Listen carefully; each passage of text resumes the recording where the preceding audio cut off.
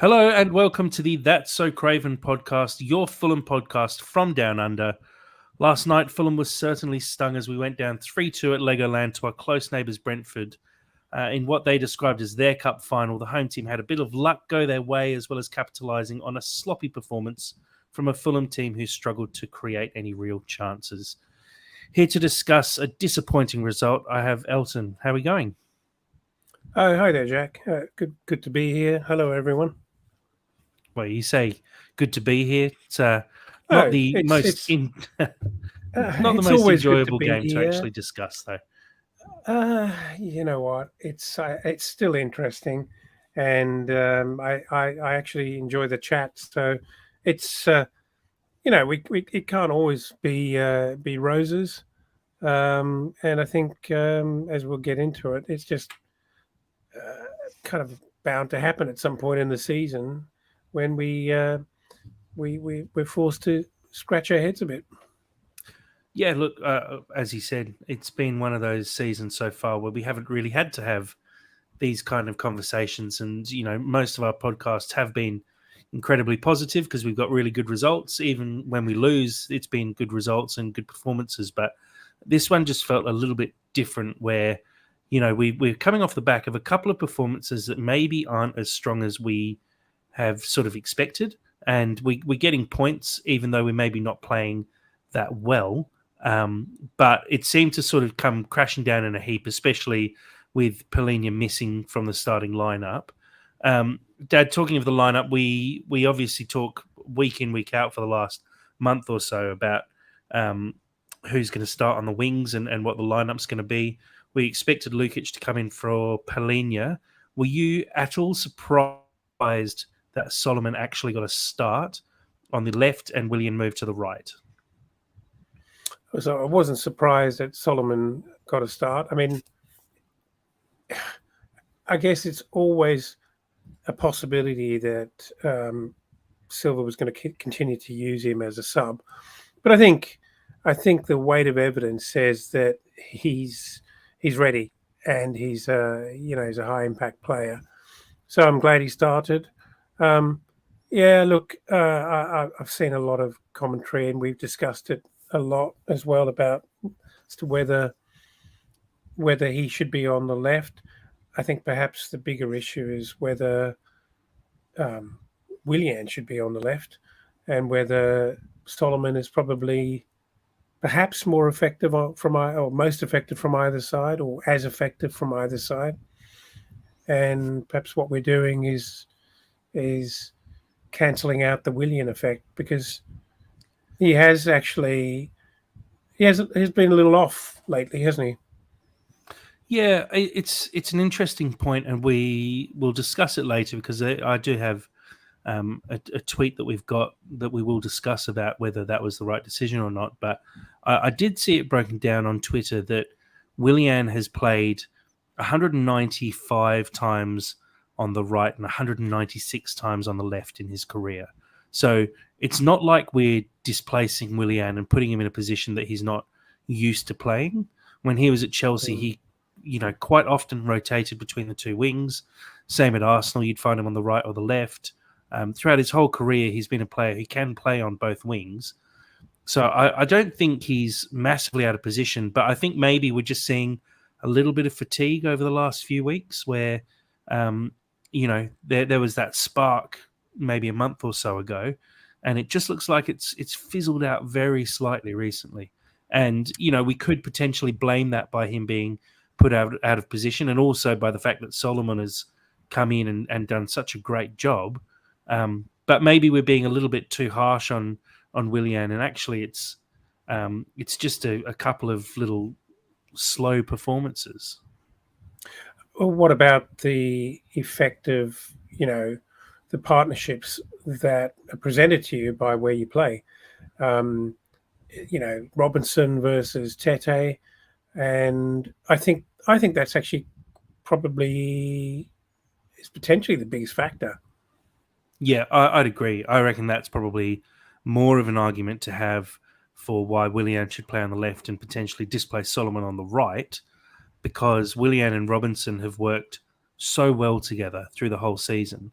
And I guess BDR and Tete have worked really well as well, which made the decision in the first place really tough to make, even though Solomon was scoring for fun. It was always going to be a tough decision to make because of those really good partnerships that the wingers and the fullbacks have made with each other. But I think you just couldn't keep Solomon out of the side after the scoring streak he's been on and the performances he's been putting in. And look, I mean, you have to say it was probably still the right decision. He obviously got on the score sheet. We'll cover that a little bit later. But let's talk about that first, I guess, 5 or 6 minutes, but really the first 15 minutes of the game, where Brentford just came out of the blocks, were far more aggressive, pressed really hard, one possession of the ball, and just looked a little bit more up for it. Were you? I mean, you obviously weren't surprised because it's a derby, but do you think Fulham should have handled that pressure a little bit better, considering how well we've played so far this season? It's surprising to me. You'd think that the preparation would be excellent for just the sort of not just the physical preparation, but just the psychological preparation. It's a really important game. It's a derby, points wise, position wise on the table, really important. And Silva always seems to do very, very well in preparing the team for it. And I wonder whether there's just some sort of mental fatigue and physical fatigue having an impact now, because they just executed that high impact stuff better than we did. We didn't bring it, and then we seemed to really be under the cosh with it for that first 10, 15 minutes, which just kind of set us up really badly. We just looked like we were battling so hard to keep the ball out of our final third and keep the ball out of the back of the net. Yeah, well, let's talk about the first Brentford goal. There's some debate in the lead up to the goal. A pass comes through from Brentford, and the player looks to be quite a long way offside, but Fulham clear the ball out for a corner. Interesting that, I mean, with the rules the way they are currently, the assistant referee doesn't flag for that, even though it's going for a man in an offside position, and Brentford win the corner. Potentially, if the assistant had flagged an offside there, Fulham would have had a free kick and Brentford never would have had the chance in the first place. But putting that aside, corner comes in. Fulham failed to clear it a couple of times. Pinnock ends up getting a shot on goal, takes a big deflection off Ream. It was on target in the first place, but you'd say Leno probably had it covered. And ball ends up in the net. Leno completely wrong-footed. Nothing you can do about that when there's a big deflection like that. But, Dad, should Fulham have dealt with that corner better? Well, I'd probably flip that and say fair play to Brentford. They had really high intensity, and when you're putting shots in like that at close range, you know, something is likely to come off if you keep doing it. And as it was, he didn't beat Leno from his strike. He beat Leno from a deflection, but that's what can happen. So fair play to them. And it probably was a fair result for their efforts for that first 10 or 15 minutes. I think we weren't playing badly. We just couldn't get on top of them, and we were on the back foot. I think we were definitely lowing. We were definitely low tempo, definitely. Which is interesting for a derby game, and I think that's where we do miss someone like Paulinho, who does seem to raise the tempo slightly in the way that he runs around the midfield, gets stuck in. You know, it does raise the team and raise the players around you when you've got someone, you know, putting themselves about and really making a nuisance of themselves. And I think we did miss that because Lukic is a good player, but he's not in the same mold as Paulinho. He's good on the ball. He's probably more of a replacement for Reed, I'd say, than for Paulinho. I think he did an okay job, but it definitely wasn't perfect. And, you know, we'll talk about his yellow card and what should have probably been a potential sending off as well. But yeah, I mean, for me, I think Fulham should have dealt with that a little bit better. I agree. Brentford probably did deserve it. And when the goal went in, the commentary kind of said the same thing, saying, it's only 6 minutes into the game, but this goal's been coming, which is kind of indicative of how dominant Brentford were in that first 6 minutes of the game. Leno had to make already two pretty sharp saves by that point, and I think Brentford had pretty much missed an open goal as well at the back post, all within the first 6 minutes. So it was a pretty dominant opening performance from Brentford, and Fulham did wrestle the game back. It took about 15 minutes or so because you concede an early goal. It is tough to get back into the game, but Fulham did get some possession back. Dad, did you think Fulham responded fairly well after going down so early in a game like this, in a derby game? Well, they hung in there. I don't think it took them some time to get back into the game. Their response wasn't instant. But, so, I don't want to bag them out for, I wouldn't suggest that they dropped their heads and it was all over as soon as Brentford scored. But it continued to be tough for us until probably, I'm going to say, maybe the latter stages of that first half, where we appeared to be settling and actually getting back into the game. Yeah, well, let's talk about how Fulham did get themselves back into the game, and a bad tackle on Reed on the edge of the box, a very high boot, which wasn't the only time in the game there was a high boot coming in from a Brentford player, but Reed taken down on the edge of the area, very, very close and tough to score a free kick from there, but Pereira stepped up, looked fairly confident, hit a really great free kick, managed to get the ball up and down very quickly. Unfortunate that it came off the crossbar and didn't go in, because I think it would have been a really deserved goal and probably a really good boost for Pereira as well. But fortunately, that man Solomon again following up 5 goals from 5 games, 4 in a row in the league. This kid, I mean, we say it every single week, but geez, he's special, and he has that Sessegnon style ability. He'd be the last person I remember who was always just in the right place at the right time. Where I actually had missed the goal, and I knew Solomon was the scorer, and I watched it when the free kick was being lined up, and I thought, okay, how does Solomon actually score from here? Because the free kick is on the right-hand side of the box. The ball's being hit to that corner, and Solomon's standing on the far side of the box, and somehow just manages to, not ball watch, actually get himself in a proper follow-up position, and he's there to just head into an empty net. And, like we've said multiple times, he's a special, special talent, and Fulham need to do everything they can to wrap him up and make sure that he's a Fulham player for a long time to come. Dad, were you... Sorry. Go on. He's a bright spark, isn't he? And he's opportunistic. And I'm not going to say that people were standing around ball watching, but I think he's just so genuinely enthusiastic. He loves being involved, and he was up for that. I mean, I guess they teach you that as a kid, to follow through and gamble at that point, and he did precisely that, and kind of made it look pretty easily. But in as much as, if you're really up for it, and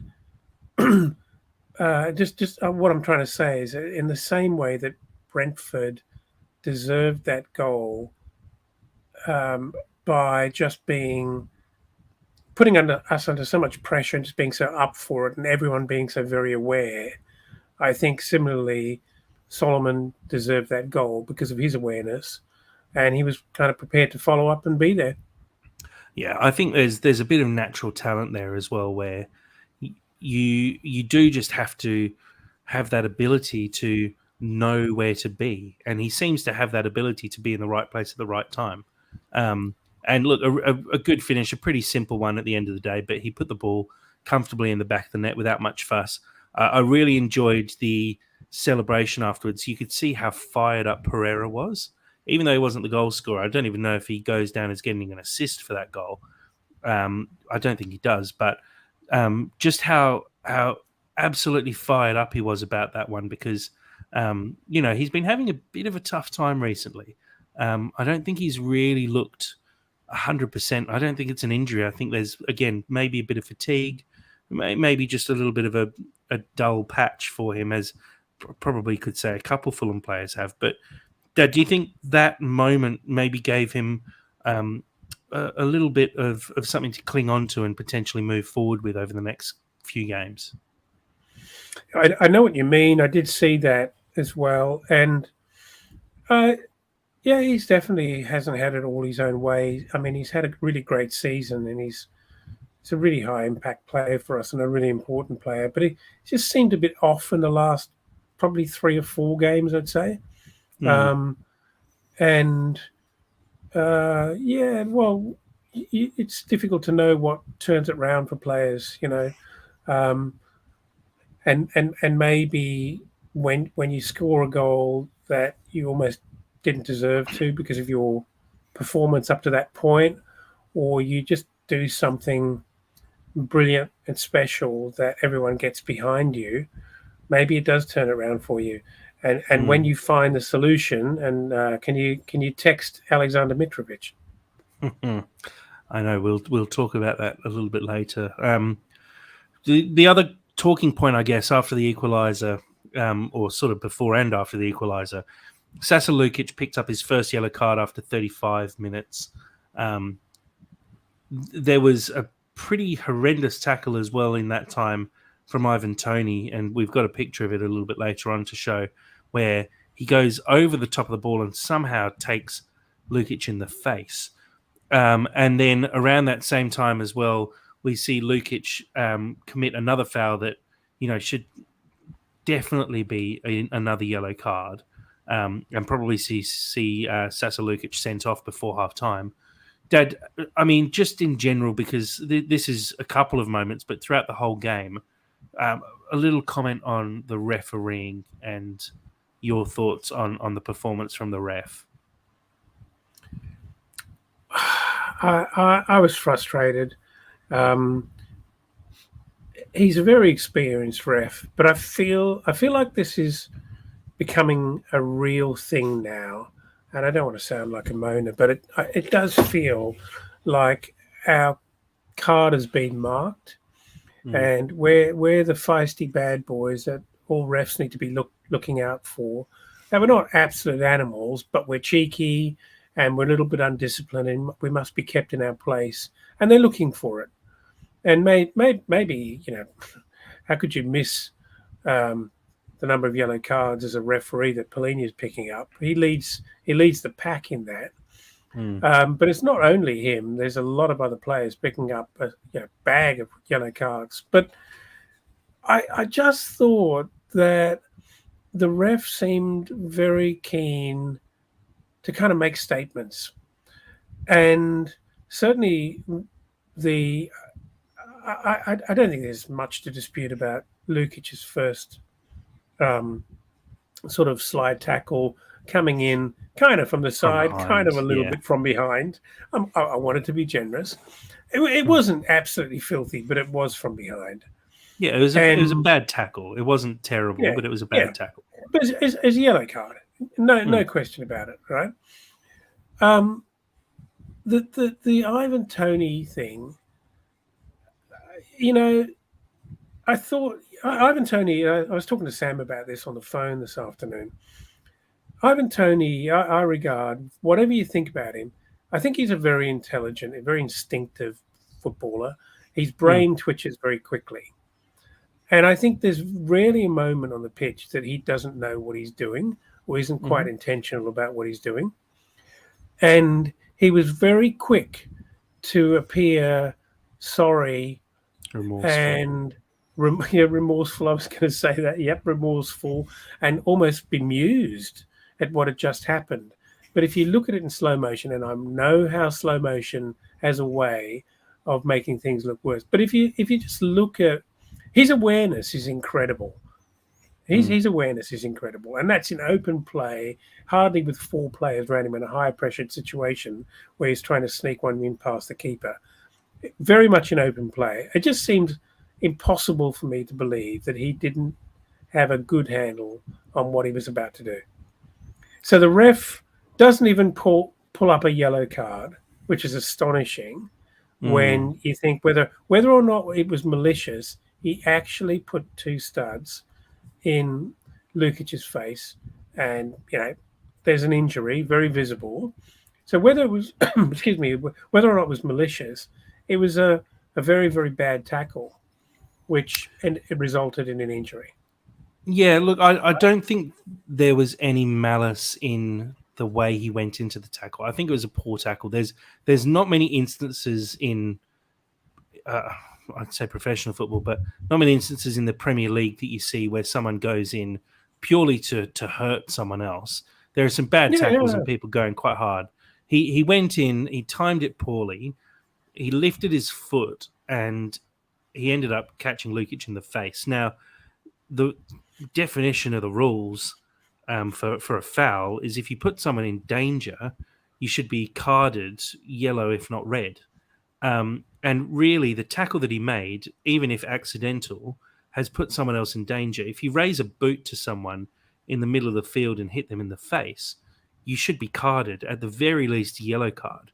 And if it's yep. even if it's clumsy, you still get sent off for things like that. It's startling to see that Fulham again picked up 3 yellow cards from 17 fouls, and Brentford from 12 fouls picked up no yellow cards. In a derby game, especially when people do go in a little bit harder, and Brentford were trying to assert themselves and go in very hard, and yet didn't pick up a yellow card even after taking down someone on the edge of the box with a high boot, Lukic getting caught in the face, multiple professional fouls, where multiple times in the game, I just thought, okay, the ref is surely going to give him a card there. And it just seemed to get waved off. And I don't know if there's a bit of a vendetta against Fulham, and you don't want to talk about it like that because it does sound like you're whinging, but it does seem like we're picking up more yellow cards than are fair. Admittedly, the one for Mitrovic late on for just moaning, I can understand. But when we're picking up cards for, you know, solid challenges. Admittedly, there are some bad challenges that have been made from Fulham this season, and so I think those are fine. But I'd say 75% of the tackles probably deserve a yellow card, but we But seem to be I think having I one or think the two added point on top of that. what we're talking about is our sense of a lack of consistency. We're not saying that Fulham weren't responsible for any yellow card level fouling. But if you look at the number of fouls on both sides and you actually watch the game, it feels and it's somewhere where you never ever want to end up. It feels like the referee is trying to manage the situation and think beyond the actual incidents themselves to sort of almost even things up or Mm, manage one of the team's behavior. mm. And we'll come to that in a minute because I think, um, you know, the second Lukic yellow card, I think was an absolute even up, square up for the card that wasn't given against the Tony Lukic incident. Yeah, it definitely felt like it should have been yellow card, and I can't understand why it wasn't, to be perfectly honest. So, look, maybe we take that, but the refereeing decisions throughout were pretty poor. I thought. Let's move on to the other one that I thought was just a crazy decision, and it did get raised post game as well. The coverage that I was watching had Ian Wright and Michael Owen afterwards, and the penalty, was given away by Diop for a kick on, I think it was Jensen. Um, the ball sort of bobbling around in a penalty area, fairly scrappy. From the angle that we had, I couldn't really see any contact in general, except a Brentford player going down, and then all of a sudden the referee's pointing to the spot. When you watch it in slow motion, yes, there is contact from Diop, but as Ian Wright actually said, it's not like this player's turning and shooting and cops contact.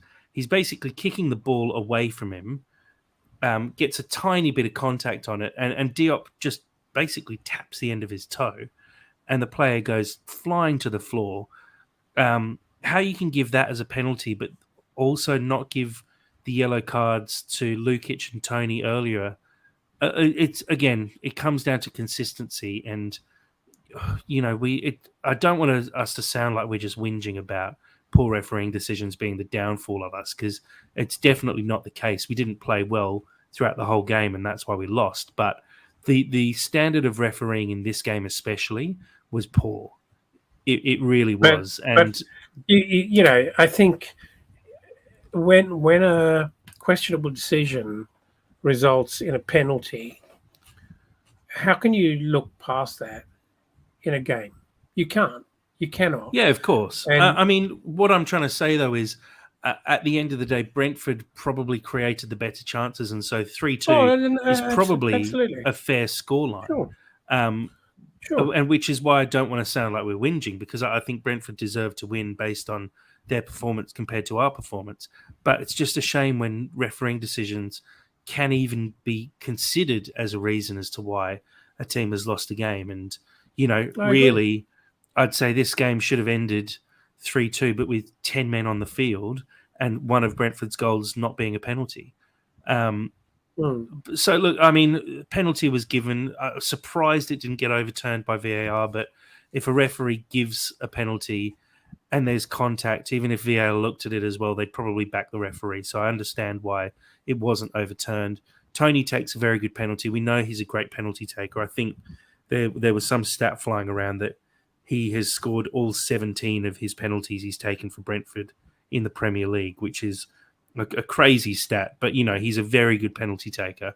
Even though Leno goes the right way, couldn't get a hand to it. And, a very well taken penalty. Bit cheeky of Tony with the Mitro celebration afterwards. I think that would have gone down pretty badly if Brentford had come out to lose that game in the end, but obviously worked out for him overall. After that, it was scrappy for me. It was a really scrappy game, and Fulham just weren't putting any kind of service into Mitro, weren't creating anything through the middle. Pereira looked, like he just didn't have any ideas on how to break it down. They were closing down Solomon and Willian very well. Silva made a lot of changes, and probably not ones that I would expect. We saw Wilson and Decordova-Reid come on for Solomon and Lukic. I think that was probably something to do with fitness, because I think both of those guys probably can't manage a full 90 minutes quite yet. That was with about 15 minutes to go. Then with 7 minutes to go, Vinicius and Suarez came on for Tete and Willian. So we went to two up front with Mitro up top as well.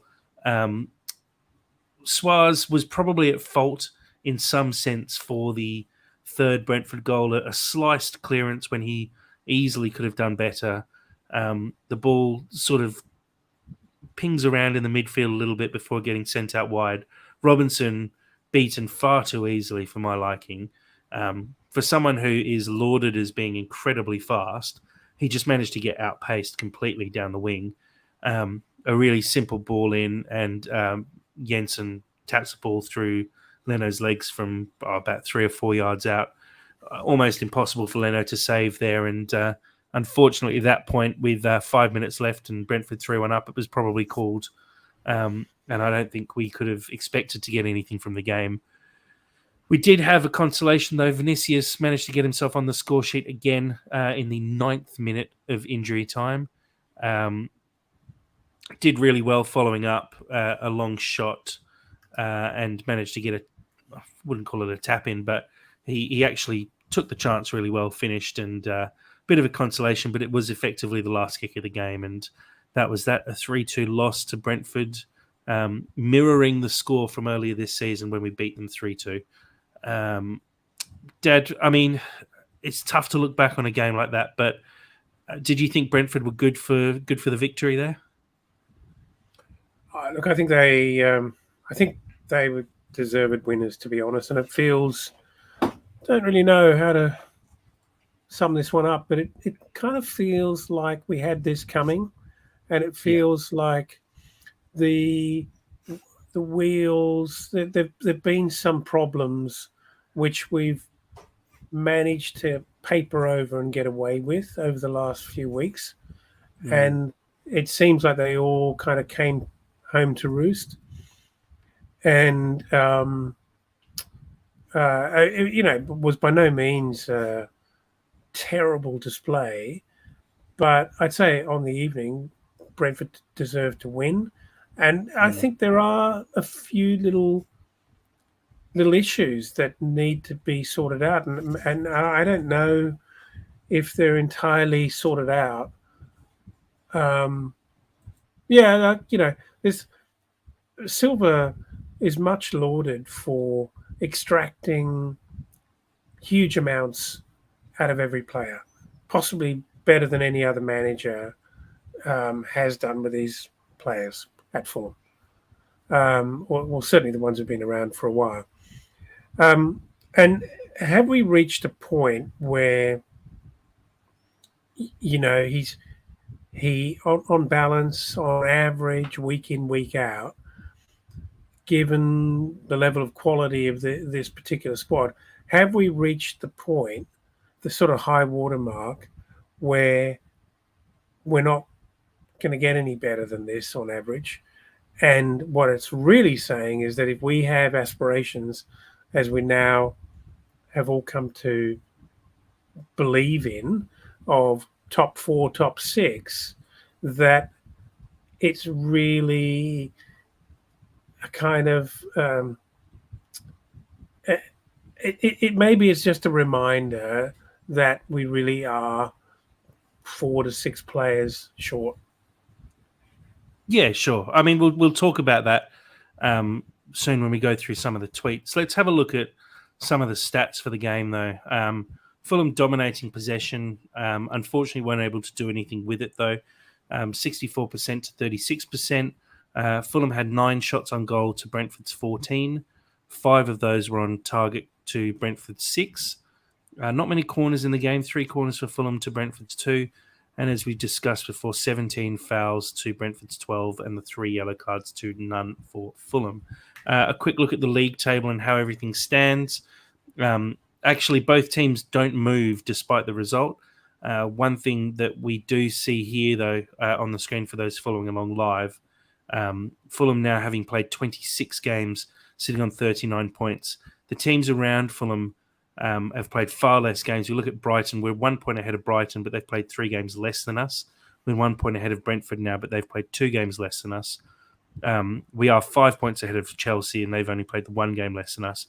And although we've got Newcastle, Liverpool, and Tottenham, sort of Newcastle and Liverpool all within 3 points, they do have games in hand on us at the moment. So, look, I think we can expect to see a little bit of movement in the table over the next few weeks, especially as some of those games are getting caught up. I think Brighton have 2 double game weeks over the next couple of weeks. So they'll be playing 4 games in the time that we play 2. So we will expect to see this table change a fair bit in the coming weeks. And look, I think we can all sort of prepare ourselves for a bit of a Fulham slide down the table, just based on the form of Brighton and Brentford and even Chelsea, who are all below us at the moment. I wouldn't be overly surprised to see us drop to 9th, maybe even 10th, especially with Arsenal coming up and a few tough games as well on the horizon. One thing to point out, though, is if you look at the bottom 6 in the Premier League at the moment, I believe Fulham are the only team in the top half who have to play all of the bottom 6 before the end of the season. So there is a bit of consolation there in the fact that we do have an easier run of fixtures based on the current table. But, based on the last couple of weeks and the last few performances, we really do need Mitro to get back into a bit of form. We need Pereira to probably find himself a little bit again. But we did miss Polina, and so him coming back will make a big difference. But like you said, there's a few things to discuss, and look, we will get into them because I pulled up a few tweets for your top tweets that we saw discussed a few of these points. So let's rattle through these and have a bit of a look. The first 2 sort of giving a bit of an overview of the game and the result itself. Yeah, so the first one's from Benjamin, who many of you will know as a very prominent and very learned and well-respected voice out there. Um, Regular contributor to Fulhamish. If I'm being very, very critical, Fulham haven't looked 100% for a few games. This result seems to be a culmination of those performances. Lack of control on the game, semi-predictable build-up, depth issues catching up. But remember, we have 39 points and we'll build next year. And I think, that's probably sums up a lot of people's views. Mm, Um, and I think it's completely fair, and I don't disagree with any of that. yeah. The next one's from MJG, and he says, 26th game, and really only the second game we haven't turned up. Newcastle, the other one. Need to shake this off and get back to doing what we do well. Also shows depth and quality we need to push on next season. I think Mm. very fair points from both that. We do have a platform here, but we probably all got a little bit carried away in the last couple of months, even where we've had some really great performances and done really well. But it has looked the last few weeks like we're a little bit off the boil. And as MJG says, it's only really the second time that we haven't fully turned up. We didn't get flogged either. Newcastle was the only game this season, in West Ham, that we lost by more than one goal so far. So, question to you: Do you think we're seeing a little bit of hangover from just the emotional effort and the physical effort that's gone into that tricky little two cup ties? Possibly, although we didn't really have a full 11 out for those. I think there's a bit of that sort of mid-season fatigue, and we've seen it with Marco Silva's sides in the past where they do have a little drop off after a really good start to the season. I think Benjamin makes a really good point about squad depth. We are lacking in some positions, and not being able to have a really good striker who you can rotate in for Mitro, who can score you goals fairly regularly, is hurting us because with Mitro in quite poor form at the moment, we don't really have another option. We just have to stick with him, and unfortunately, Mitro is such a form is so important for him. Where if he's out of form, he just looks a shell of himself. Um, when he's in form, he's completely unstoppable. But you kind of have to deal with his poor form at the moment, and we don't have any other options. Same with Polina, because he's such a strong player, we don't have someone who can fill in for him properly and fill that void completely. We're sort of patching it over a little bit, and look, I think there's quite a lot of strengthening we need to do in the off season, and I think we'll see quite a few players leave Fulham. We'll see quite a few players come into Fulham as well. So, I'm actually looking forward to the summer, purely because we know we're safe. We know we're going to be a Premier League team, and we've shown glimpses that we should be having European aspirations next season because we're good enough. I think because of that, we should be able to strengthen and bring in some real talent. I just hope it's Solomon's one of them, and another really top class striker is another one. It's interesting with Lukic. He's clearly a very, very good player, and he's been around the squad now for a few weeks, and he by no means had a bad game last night. Mm. I thought there was a lot to like about him, but he's just not Polina, and No, he's being didn't asked to do a actually. job that is not Well, his usual job, and so I think if you play him alongside Polina, he would really impress, and I think we're going to see that before the end of the season as well, where he's probably challenging for Reed's spot rather than Polina's spot, and so I think having him try and step in and be that midfield enforcer, it's just not Lukic, and that's fine. Unfortunately, though, we just don't have the depth to cover when we lose Polina. You need a sort of, we almost signed Decore from Everton. You need someone like that who's a bit more of a midfield enforcer to come in and lay tackles for the whole game, basically. And Lukic just isn't that player. He doesn't want to be that player. And so he really struggled when he was thrown into that role. let's have a look at the next tweet. Another Fulhamish person here from Jack Collins. Yeah, say what you want about the officiating, and it was brutal, but Fulham came out slow in both halves and gave ourselves an uphill struggle away from home against the side on a huge unbeaten run, making life hard for ourselves. It's a huge contrast to the start of the season. That's an interesting point. And yeah, look, I think in terms of contrast, we came out well, and I think we benefited from other sides who didn't start very well. We had an incredibly good start, and I think we've actually improved an enormous amount. But so have everyone else.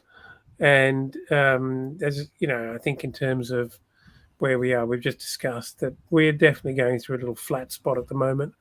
Fatigue spot. I'm not quite sure exactly how to put my finger on it, but even Solomon last night, he did not have it all his own way. He had to work pretty hard, and he did work hard, but he wasn't having it all his own way. So is that a matter of the sort of partnerships weren't quite right for him last night? He didn't find himself in space where he'd like to be. I don't know, but yeah. Look, I think it's a fair point. We have to remember Brentford are in really good form at the moment. They're on the longest unbeaten run in the league. I think it might even be across all of the English leagues at the moment. I think it's 12 or 13 unbeaten. So they're definitely in really good form at the moment. But as Jack says here, it is a huge contrast to the start of the season where, we were coming out flying out of the blocks, and we just weren't there yesterday. And it's hard to put your finger on exactly why. Another one from MJG here, and it's a bit of a discussion that we sort of had earlier, but we can probably try and put an answer to now. And MJG says the left side Willian and Solomon debate is one we need to have. Willian on the right side, just not the same player, and Solomon left, his best place. What to do, eh? And we touched on this a little earlier, and I feel like we're probably right with this. It's not that Willian isn't flexible and adaptable enough to sort of pick up both of those spots or play in both of those positions. Solomon, I'm less convinced about where his absolutely optimum position is, but maybe it is more about the pairings and matchups with the Kenny Tete and Robinson and who pairs best. And if I was Silva, I'd be switching those back, put Willian back on the left and see how that works. And if we can sort of recapture that little bit of magic. And I know Tete was combining well with Bobby Decordova-Reid, and I'm not suggesting that BDR replaces Solomon to start, but I'd be putting Willian back on the left to see if that's a better formula. Look, I think Willian just had a bit of an off night. I think to judge him on a single performance, that's the first time we've seen him play a full game on the right, really, for the season. And he's been so good on the left, so it's hard to sort of come to terms with that. But I think Willian on the right will be fine. Like I said, he's played there a lot in his career, so I don't think moving him across makes that much sense when you're dropping your most informed player who's scoring goals. And when you've got a striker who's not scoring goals, I think it's important that you do have Solomon play in his preferred position because he's the person you need to pick up the slack. Moving on to the next one. And also maybe just give you a door a close in the room you're in at the moment because there's a fair bit of background noise coming through at the moment. I'll read this one out while you're doing that. This is from Timbo at Timmy in Transit on Twitter. With that 90th plus 9 minute goal, Vinicius, a backup, has scored as many goals since the World Cup as Mitro, who is our starter. The amount for both of them is 2 goals. This is bad. Dad, your thoughts on that? It is a little bit worrying. Mitro hasn't scored since the game against Leicester, which I think was very, very early January. Might have been even New Year's Eve. It is getting a little bit worrying now. Obviously, he had a great start to the season, but are we a little worried that Mitro is in kind of a really big patch at the moment where he's not scoring goals? Look, I think much has been said about how fortunate we are with lots of people contributing and scoring goals. But back to our ambition as a top 6 club, I think the only way you get there is by having a striker on fire or a pair up front who are just scoring so many goals. And that's dropped off. It's not happening. But more than that, I think just a slightly off Mitro has a massive impact on this whole team. It really does. And maybe, whilst it's very difficult to put your finger on it, maybe that is one of the major problems here.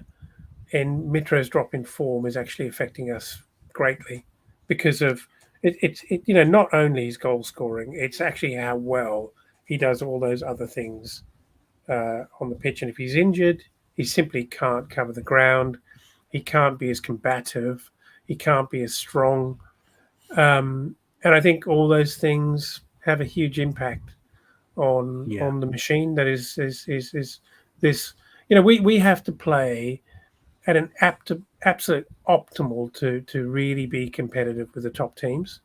And if Mitro is a key part of that, and I feel like there's probably a few things that are not quite right at the moment, and not least service to Mitro. I think the service is probably one of the bigger issues, and not bigger issues, but there's an issue where Mitro is a little bit out of form, but he's also not getting the service recently, and I think they're contributing to each other and causing issues. And look, it'll happen at some point. It'll just click, and he'll be back on fire again, as we've seen him do in the past. It was a big night for him. 200 appearances for Fulham. He scored over 100 goals for us in that time. He's a top class striker. We know he can do it in the Premier League because he did it earlier this season. But it is getting to the point where I think we do need him to start scoring goals again. Otherwise, we're going to see a pretty rapid slide down the table because I don't think the midfield can continue to carry the weight of the goals and the pressure that brings. Let's have a look at another tweet. This one's from Fabrizio Romano, the incredibly well-known football journalist who everyone looks to for their updated news. Yeah, and he says Manor Solomon has scored 5 goals in the last 5 games with Fulham, 4 in the Premier League and 1 in the FA Cup. Loan deal with Fulham expires in June, which we all know about, and Solomon will return to Shakhtar at the end of the season, with many clubs following him.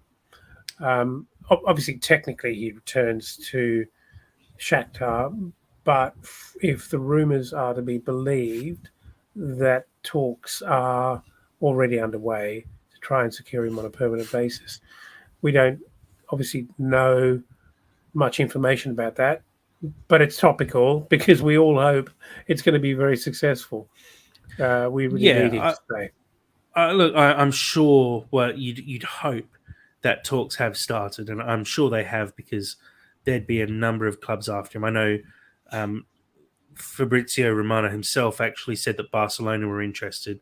I can't see that happening, seeing as Barcelona have a transfer embargo unless they raise £140 million. £140 million, €140 million. They basically can't sign players. So I'd say that's fairly unlikely. I know a bunch of other clubs are looking at him, though, and I think fair enough when you score 5 in 5 at any level. people will start looking at you. The fact that you're doing it in the Premier League means people will start looking at you even more. It's an interesting one, and I think it just drives home the importance of wrapping up this deal when he's being tweeted by the biggest football journalist in world football.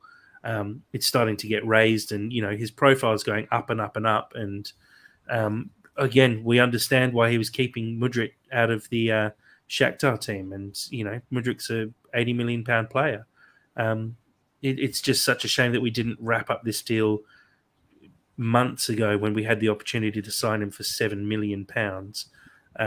We're going to be paying a fair whack more than that now, but I think he's going to be worth every penny, because at that age, with the talent he's got, he's a future Fulham star for sure if we can hold on to him for a long time. Well, to be fair, the guy got injured about 15 minutes into his of course. loan agreement. So I suppose to have a crack at the club. Before he joined Fulham, we had the opportunity to sign him for $7 million. So sure. Anyway, a couple tweets here, sort of on the same point around Polina being unavailable last night. One from Anthony B at Fulham Flutter, and another one from Peter Rutzler, who we know very well as the Fulham writer for The Athletic. So from Anthony B, he says, I honestly don't think with Polina in the side we lose last night. Easy to overlook it and say he wouldn't have stopped certain situations, but the numbers prove he would have stopped a number of situations had he been there. He's a massive presence and leader, captain material. Yeah, I think, as I said before, I don't think Lukic had a bad game. He actually looked pretty good. He looked good on the ball, but I can't quite put my finger on it. There was an element.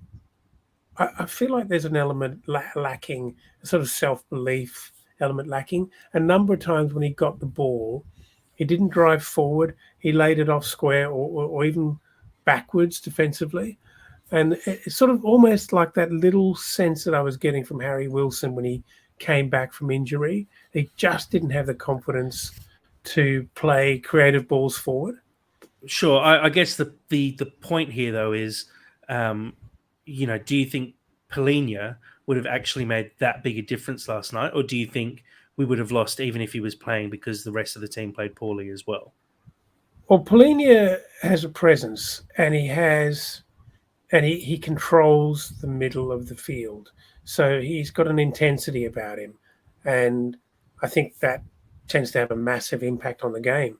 And not only that, he's often the sort of genesis of a lot of moves. He does try and switch play. A lot of the time his passes don't always come off, but he does try to actually be quite positive once he wins the ball. And I didn't get a great sense from Lukic that I'm not saying that he couldn't be that player, but he wasn't that player last night. Yeah, you give me very politician answers where I'm asking you a question, you're just skirting around the edge of it a little bit. Go on then. Well, if Polina was playing, do you think we win that game? No. I think, other than the fact that I think Polina has such a massive impact on this side, and he's such a sort of leader on the pitch, that perhaps he actually, creates a different vibe.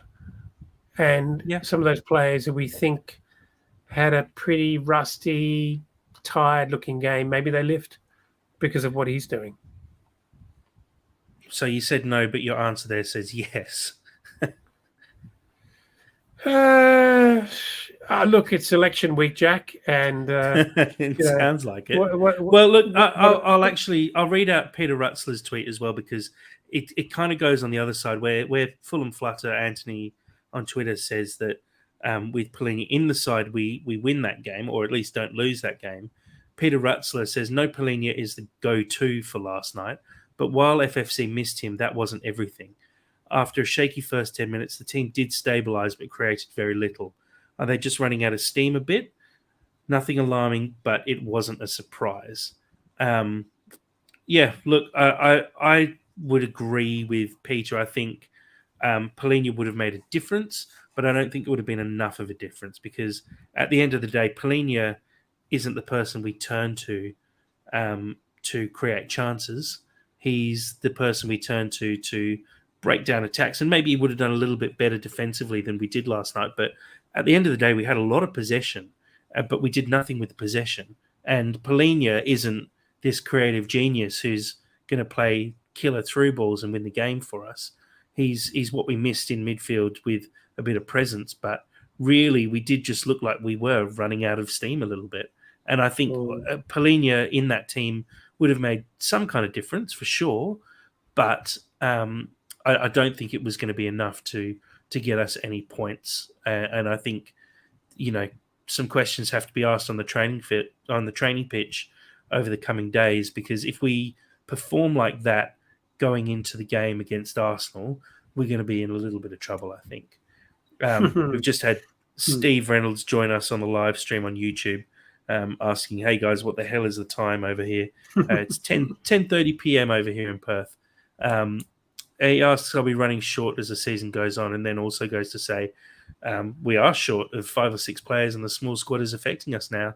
But the Bees deserved it though." And I think we've touched on that through the podcast, basically saying there is a lack of depth there at the moment, and as we discussed, it is something we will hopefully resolve in the off season. But at the moment, it does seem like a small squad, and albeit our small squad in terms of quality, because I think we're just missing really good backup players in some of those positions. Thanks for joining us as well, Emma. Unfortunately, we're right towards the end of the podcast, but thank you very much for joining in. For those who are jumping on the live stream on YouTube at the moment, it's really appreciated getting involved. Moving on, though, to our last tweet, and I've got a little screenshot for those following along of Ivan Toney's boot in Lukic's face. Dad, this one's from Fulham Fan News at Fulham Transfer on Twitter. It says, so Danny Murphy insists Ivan Toney should have been sent off in capitals before scoring his penalty against Fulham, urging that the Brentford hitman, quote, knew exactly what he was doing, unquote. Yeah, look, we've touched on this. It's a pretty graphic picture of 2 rear studs on the right hand side of Sasa Lukic's face, and clearly he was hurt. There was no foxing or time wasting involved with this one.